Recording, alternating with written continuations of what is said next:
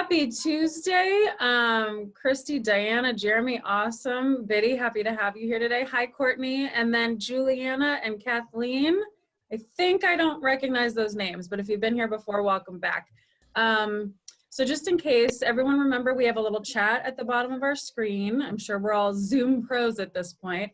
So feel free to dump anything in the chat if you want to bring up anything in, specific that you'd like to cover today. So what we do every week is we come together twice a week and we have a mindful, beautiful, supportive conversation about how everybody's feeling in the world, because it's cuckoo cuckoo right now and there's a lot of beauty and a lot of other stuff, and just, you know, we are here to support each other. We're in this together, and anything I can do to help navigate us back to a place of peace and joy and love, that's what I'm here to do. So we can talk about literally anything you want, pretty much. I don't know, let's see what happens. And we'll find a way. And if you want to like actually speak, Gretchen can unmute you if that's what you want to do, so just let us know. And then we also explore the basics of meditation. So anything where you've been too nervous to try before, or maybe now your practice has been growing because of this work together. If anything's coming up for you, you want to share, you're like, is that supposed to happen? Or I think Jeremy had like a tingly face the other day and it was like totally normal, absolutely fine. So anything you want to share, any wins, any thoughts about anything? I'm again sorry about last Tuesday. We were helping my mother move. It was a very last minute thing and a total blessing, but we were not prepared. So that's where I had to run off to. But thank you for your grace. And then of course we meditate at the end of the session from anywhere between 5 to 20 minutes. And it feels really great to come together that way. So I went to my first Zoom birthday caravan thing last night with the balloons and the sign and screaming and masks, and she said it so well. She goes, I've seen those things on social media and I think, oh, how cool. But when it's happening like in your honor, she goes, it's kind of overwhelming because you're just brought to tears. Like, look at all these humans I love and I'm seeing them in person, but I just can't, I want to touch them, like I can't hug them. And then it's like, what kind of world are we living in? And it's just, but you're so humbled, and you know, it's just kind of all of the feelings, you know, all of the emotions. And we're just living in this time where it's all coming up. So stuff like grief, which can be triggered at any time anyway, which we've talked about before, you know, and I think, and then like something like Rick's, you know, career coming to an end and how much he does mean to people, and, you know, and then seeing that things can pretty much stay the same in other areas. So it's just kind of all of it coming together. And I think the message that we can take away from that is to just honor whatever moment we're in. You know, if we're feeling that grief and that loss, like really feel it. And I'm sure your mom deserves a day of you being sad. If that's how you feel, you know, she warrants it, you know, or thinking about her, or just moving into a place of gratitude. And, you know, and we talked about this too, where it's all just energy. So you can still feel her, you can think about her, you know what she would say. And, you know, it's just something that we all have to get okay with. And I read this beautiful piece the other day, how we have this opportunity right now to really look at life a little differently. And I think in the last few decades or a few hundred years or whatever, that, but really recently, I think in all of our lifetimes, it's been, how do we escape death or prevent death? Like it's this thing, like we can delay or ward off. And it's like, in a way, I guess you can, but also no, you can't, you know, like it's coming for all of us. I hate to, spoiler alert, we all wrap up at some point, you know? So it's like, okay, well, instead of being afraid of it, what if we just know that it's coming? And instead of fearing and prolonging death, what if we just choose instead to spend our energy enjoying life? You know, what if we just shift our perspective? And it's not, they're right next to each other, you know? We're dying the minute we come out of the womb. You know, our breaths are limited. That's just the way that it is. And, oh, I lost somebody. They're like, too much. But, you know, but we can just like pivot our focus and go, yeah, that's coming. What am I going to do about it? And then we can just, but I have today, you know, but I had this person for a certain amount of time. I had that experience. And I think we get into a lot of trouble when, for me at least, I am a very sentimental person, like sentiment, nostalgia, you know, and I remember I was kind of redoing this room that I'm in right now that's become my yoga meditation room. I was having clients here till I couldn't do that anymore, you know, but it's also my private room for my stretching. And, you know, when I had my chronic back pain, like I spent a lot of time just on the floor, and now the floor is my friend, and I do some of my best thinking, my best meditating. I stretch every day, you know, and so it's like, I need this space, and we cultivated this space, and it used to be a spare bedroom or whatever, just a room for all of our to go, you know, it was just kind of like that room. And we worked really hard to kind of clear it out. And we've been in this space for almost 15 years. And so we've done several purges and redos over the years. And this last time getting ready for this room, I went in the closet and I was hanging on to the most random stuff, you guys, like notes. And I was like, this survived 4 passes. Like, what am I hanging on to this for? Like, it doesn't even mean anything. But at the time, it obviously did. At the time, I still needed to hang on to it, you know, or I wasn't kind of elevated enough to realize that that's not serving anything anymore. Because I think when we live in a nostalgic and sentimental place, it really is a feeling of love and appreciation, right? Like it's not a bad thing to hold that stuff dear, those trinkets or that person or that experience, and you relive like, oh my God, that show was like the time of my life, because it might have been so far. But what happens is if we spend too much time in that, we're like physically, right? Imagine yourself just holding on to something. You're kind of turning away and not opening up to whatever's next in front of you. You're not actually making space for the next greatest time of your life.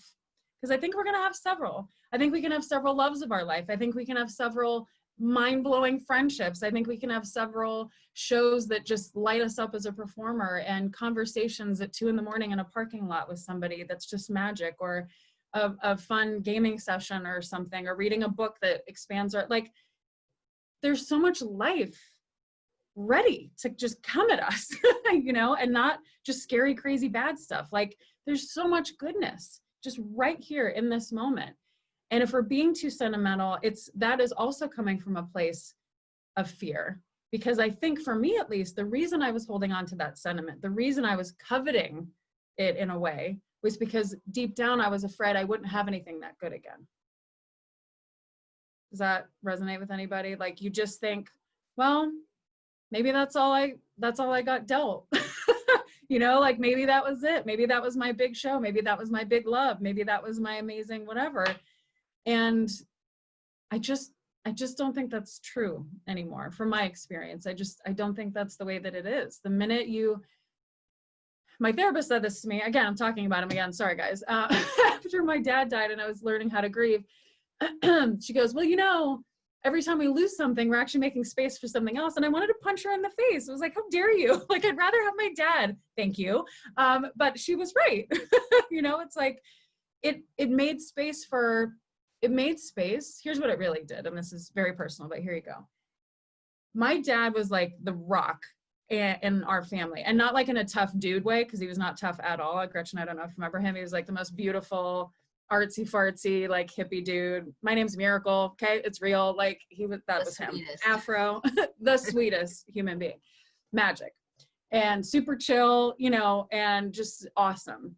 But there was something stabilizing about him. And now I realize that it was because he lived in this place of acceptance. He lived in this place of, my paradise is right in front of me. I have my dog, I have my wind chimes, I have my breeze, I have my coffee, I have my kids, I have my wife. What the F else do you want, seriously? Like, really? I mean, everyone works their ass off so they can retire and not work anymore. It's like, or you could just not work anymore, or you could like move and live in a shack, or like, you know what I mean? We can find a way. We can find a way to find our paradise and our happiness right in this moment. And I really hope that's what people are starting to see now, is like, we don't need all the stuff we thought we needed. We don't need all the business we thought we needed. We don't even need the life experiences we thought we needed. You know, for my dad, when he left, so he was like the stabilizing force. And I said, my mom and my 2 sisters and I were like orbiting around him like these crazy biatches, just all emotional and crazy and like doing our thing. And he was super supportive, but he was like the gravitational pull that kept us. And he served a different part for each of us. We were very lucky, you know, he was a different dad to me than he was to my sisters, you know, and he was my mom's partner, obviously. So he left and we all spun out of control, obviously, as you would do. And then what happened is what happened was we, each one of us individually, had to learn how to be our own grounding force. We had to learn how to be our own stabilizer and almost show up differently for each other. You know, you had to grow, you have to expand, and it's not replacing, right? It's not replacing him. That's literally impossible. But it's expanding your mind and your heart and your presence and your compassion and your perspective enough to find a new way to navigate this life, to show up better and differently for yourself and better and differently for the people in your life. If you want to keep them around, we get to choose that right now too, by the way. If there are people that you have not thought about once, maybe you rethink that friendship, you know what I mean? Or if it's like, I'm good without that drama, wow, I don't miss that at all, or you know what I'm saying? You know what I'm saying. So it's our time to look around and expand into this new way of showing up for ourselves. And I think, you know, for me, it's things like, I've never been to Italy. That's been on my heart since I was probably like 13 years old, and I never made it. And I really had to get okay with that the other day, because that may never happen, right? Like, I don't know what travel is going to look like. I don't know if I'm going to make it through this. Like, all bets are off, quite frankly. And I really had to make peace with it. And I thought, I wonder if that even matters. You know, it doesn't have to mean that I failed as a human. It doesn't have to mean that I let myself down. Maybe I go and I hate it. Like, just because think about, I've never had one, but think about affairs. Like, how many times do you think those are actually as awesome as you think they're going to be in your head, right? They're probably almost always disappointing. Or, you know, just pick a fantasy where it's like, I knew that would be the thing. And you show up and the person's a total jerk, or that experience sucks. Or like, you know, plumbing in Italy. Wow, I hate it. You know, and you're all pissed in Italy because you're a spoiled American person. You know, like, I don't know.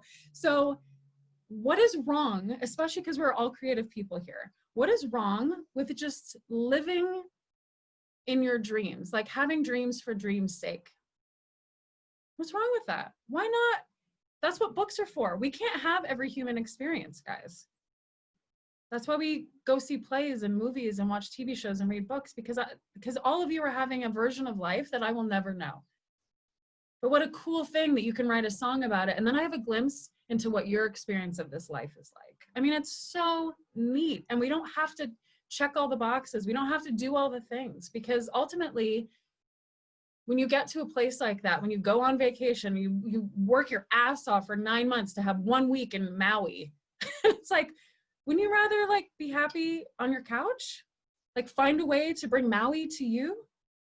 Whatever it is you think is over there, we can get it right now. We can get it right now.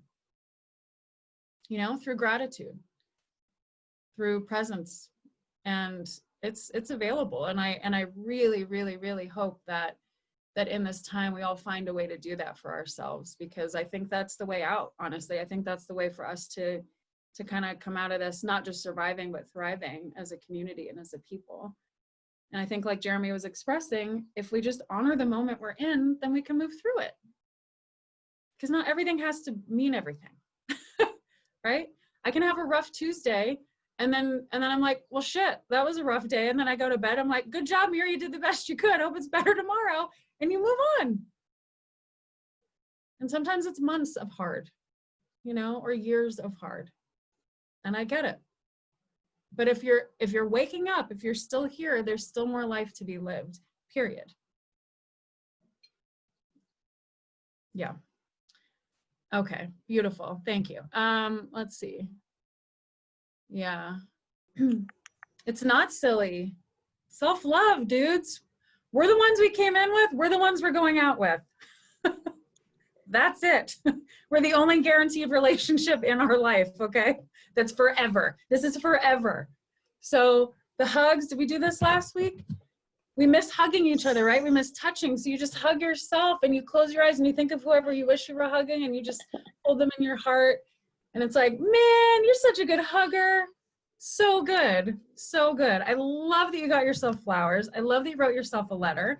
And let us use this as an opportunity and a reminder that, you know, no one's a mind reader. This is a baby tangent. I'm not going to go hard here. But like, you're allowed to ask your husband, can you please teach them to honor their mother? This is really important to me. Maybe we were raised differently, but like, I need this, you know? And this is, we were talking about this a couple weeks ago when Gretchen was like, boundaries, just because no one's doing anything doesn't mean I want to be on a Zoom all day. I mean, now this is different. This is fun. But like, when it's just like happy hour and let's talk. And it's like, no, I want to be quiet. Like, leave me alone, you know?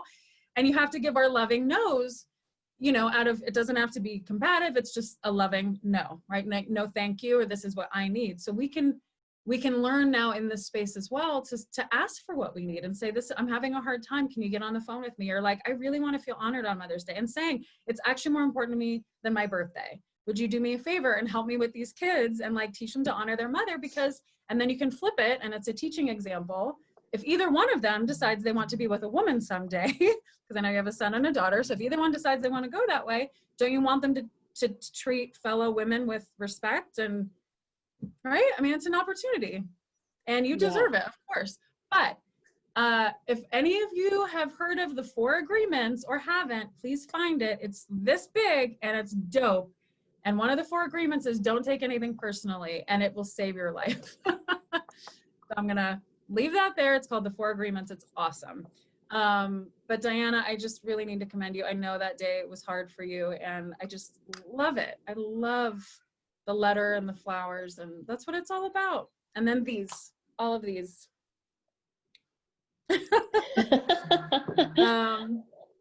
So thank you for sharing. Thank you. Oh, Margie's back. Yeah, the water, I know, I miss it too, guys. But again, maybe that's where we'll go in meditation today. We'll go to the beach. We'll go to the beach again. Anybody else? Courtney's like, yeah. Anybody else before we dive in? It matters, man. And they have what is the book? 7 Habits of Highly Successful People or something. I don't even know if meditation's in there, but I think in the new version it is, because it's just quiet. You know, some people don't even call it meditation. It's that stillness, you know, that coming to yourself. I love this. Diana says, I try to charge my phone in the kitchen so I don't pick it up when I wake up. That's a good one. That's a good one. Yeah. Sleep habits. My God, still guilty of not great at that. All right, cool. Well, before we run out of time, if everyone's good, you ready to meditate?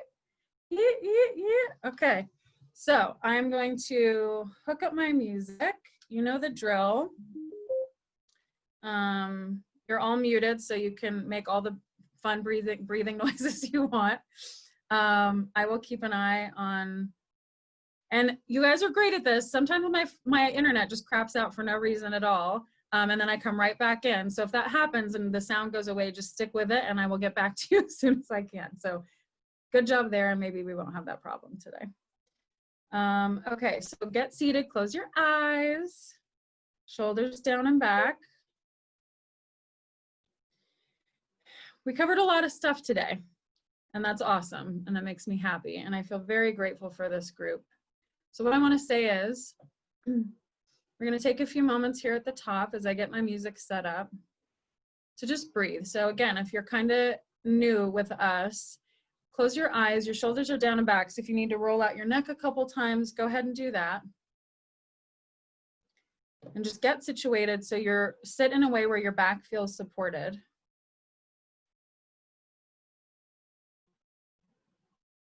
And then when you breathe in through your nose, and your belly fills up with air, and your chest rises. And then when you exhale, your belly contracts and your chest falls. Try breathing in through the nose and out through the mouth for now, just to really help with the releasing energy.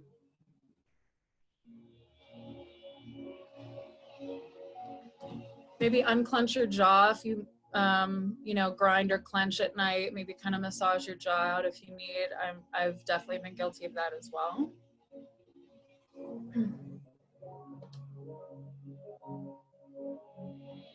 Hi, Amanda. I didn't give you a shout out yet. Okay, so your spine is nice and long. Your neck is long. You know, the good old, your Geppetto or Pinocchio and a string's pulling you up by the top of your head. So just a nice, strong, straight line. Palms open, facing up in your lap.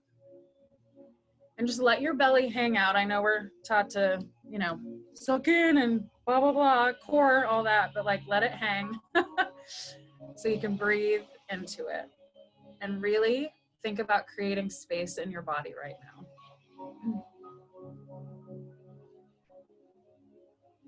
So a couple breaths together. Take a deep breath in through the nose, filling the belly up. Once again, the chest rises, belly fills up like Santa Claus. And then exhale out of the mouth, make some noise, sigh, whatever feels good. Let the belly contract, the chest fall. One more in through the nose, breathing all the way in, filling up, up, up, up, up, nice and full. Puff the chest, so good. And then exhale out of the mouth. And last big breath like this when you're ready, filling up with air and fill it up so it fills in through your tippy toes to the top of your head so you feel expanded like a balloon. And then exhale, relaxing and releasing, settling into whatever shape you're in and coming to stillness.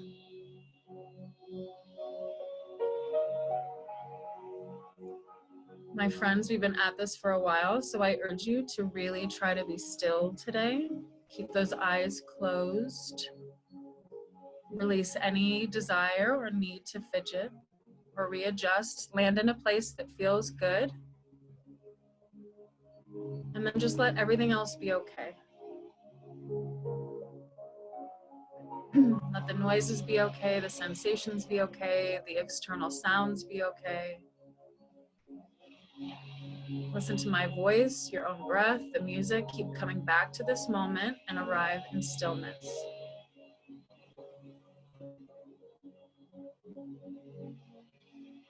Really good, everybody. So beautiful. So as you stay with your breath, thinking inhale on the inhale, exhale on the exhale. Breathing in and breathing out.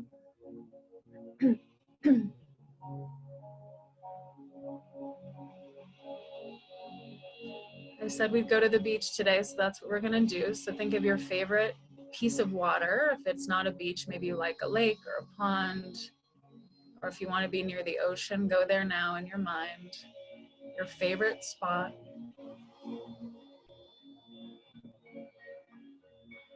And smell the water. Smell the air. Feel it on your skin, the perfect temperature, the perfect day. The sun is shining. You're warm, but there's a breeze. So you're just held so beautifully by Mother Nature, so beautifully by life.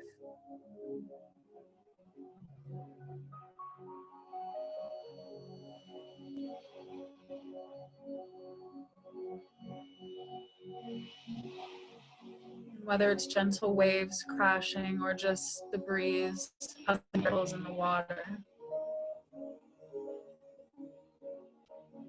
You feel completely relaxed, listening to that sound, feeling the air.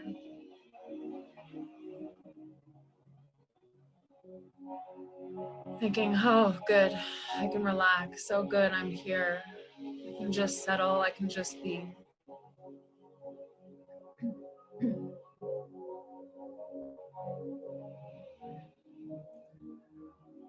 So take a few moments here, settling into this magical place, this place of peace, of calm, serenity, happiness, harmony. Whatever you smell, whatever you hear, whatever you feel, just be.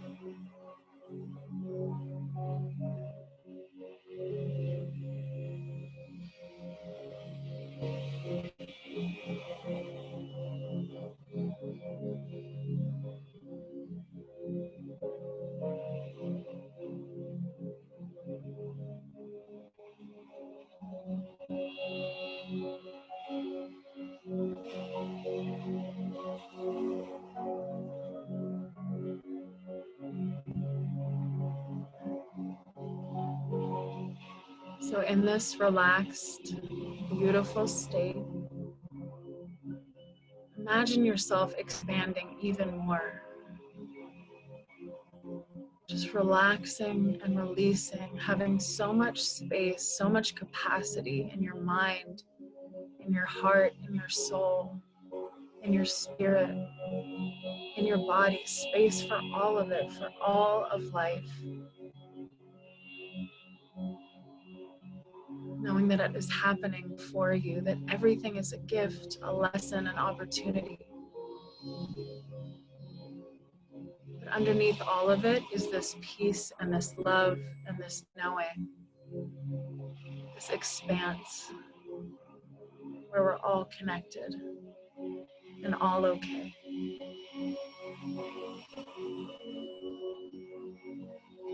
Breathe, relax, release, and open.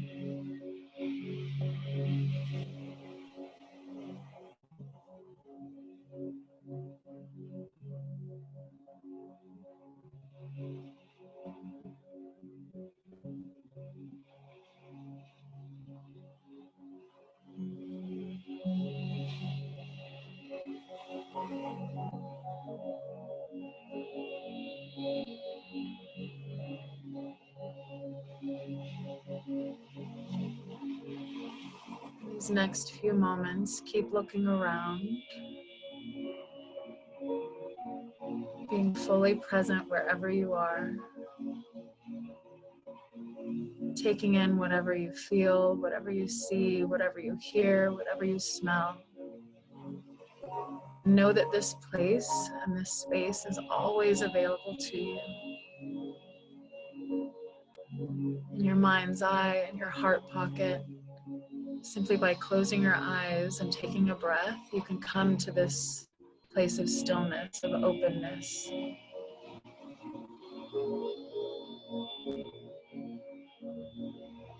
You can close your eyes and return to love.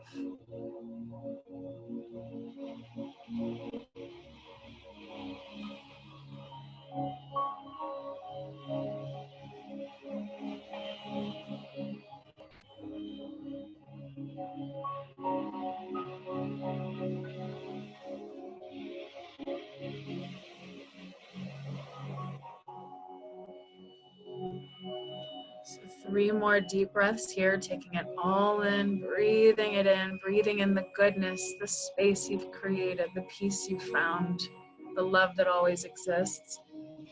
And exhale and you expand even more. Your mind, your heart, your being.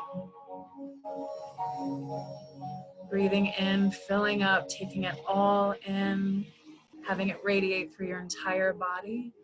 And then you exhale, expanding, extending, sharing it with the rest of the world. Last breath like this, big, big, big inhale. And then sigh it out of your mouth, exhale. So good.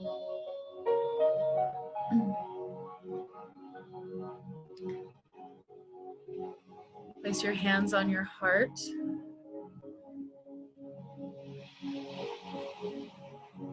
And thank yourself for showing up today. Thank everybody else for being here and holding such lovely space for each other.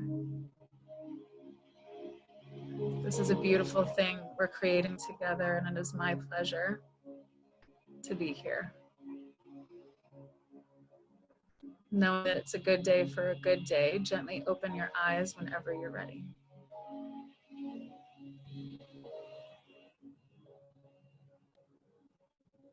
So, so good.